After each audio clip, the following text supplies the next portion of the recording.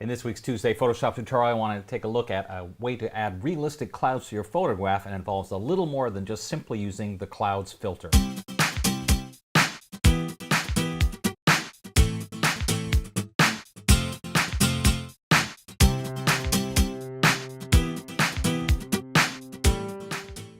I'm Dave Cross. If you've ever tried using the cloud filter in Photoshop, Render Clouds, you'll know that it really doesn't do that great a job in terms of realism. So here's a little trick you can use to start with that filter, but then do a couple of things to make your clouds look that much more realistic. So here's the photograph that I want to add my clouds to. I want to add a few up in here. So I'm just going to make a new separate document to work on. And what I like to do is experiment a little bit. I'm going to zoom out just a bit so you can see what I'm doing. I'm going to make a new layer. And then I'm going to make a small selection in the top corner and only render the clouds initially in here, because I find when you do the whole document, it often makes them too small and I want bigger clouds. I'm going to make sure that my foreground and background colors are black and white, so I just tap the letter D for default colors, and then go to the filter menu and choose Render Clouds. And this is the effect that you'll get. It'll just randomly create some random pattern. Now, in previous versions of Photoshop, up until 2017, you could press Command or Control F to reapply the same filter. In the case of the clouds filter, it would just randomly generate something each time. Because that is now used for the search command, and if you have CC 2017, the shortcut has changed a little bit here, you can see. So you can either use the shortcut or just go to this menu if you don't remember shortcuts that easily. So what I'm looking for here is obviously patches of white clouds, but I also want some pretty defined black areas as well. So one of the tricks with the clouds filter is if you throw in the Option or Alt key, it creates more dramatic, or what some people used to call angrier clouds. So I'm going to hold down Option or Alt and do that regeneration. You see when I do it now, I'm getting a much more intense kind of a look with more black in it.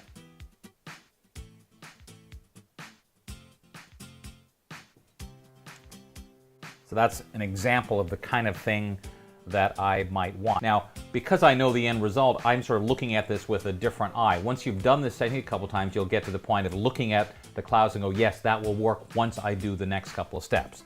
Now, I look at this and I think eventually I might want to turn this on its side, but first I'm going to free transform this to fill up the whole area, because remember I wanted larger clouds like this. So what we have to imagine is the black is going to go away and this is going to be your cloud. So again, in this case, I think it would make better sense for our clouds to go this way. So that's looking pretty good now, but I want to get this selected, but I only really want the cloudy white parts, not the black area. So I can go to Select Color Range. Now it's remembering the last time I used this, I had the preview on Quick Mask, so this is showing me the white areas are what's selected. I could hold down the Shift key and try and get a little more, and then of course use the fuzziness slider if I wanted to try and redefine this a little bit. I'm going to say something like that probably looks the way that I want.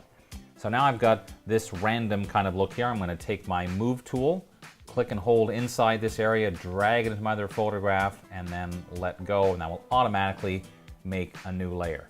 Now I can free transform that. It's okay to stretch things, of course, because it is supposed to be cloudy looking, so it doesn't really matter. Let's move this up a little bit like that, and hit Enter. Now, there's a couple things I don't like too much. The gray is a little too gray for my liking, so one way to deal with that is to double-click on the layer to go to the layer style, and particularly the Blend If slider. So I'm on this layer.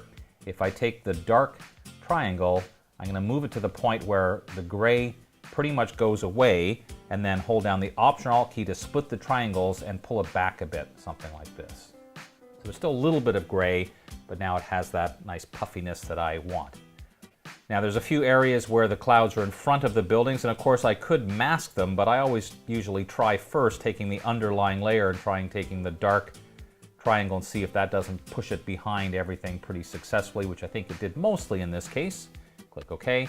I would still probably add a layer mask, and just to be sure, take my paintbrush and paint over any areas that I think might have gone in there.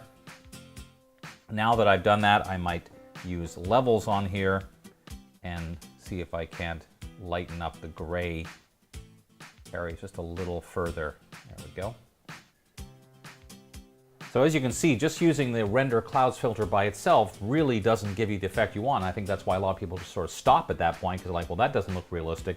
But using this method where you start with render clouds, as I said, I like to start with a smaller area and then scale a little bit larger because the clouds tend to be fairly small, and then use a color range to make a selection, drag it in, and tweak accordingly. And just like this, you can get some nice looking clouds in here. Of course, I could lower the opacity a little bit if that was necessary to get the effect that I want, and I could also make a reflection of it, etc., etc. But there you have it, a simple way, a better way, I think, to make clouds than simply using the render clouds filter by itself. Be sure to tune in next week for another free Tuesday Photoshop tutorial, and share with your friends, and like this video if you would. I'd appreciate it. We'll see you next week.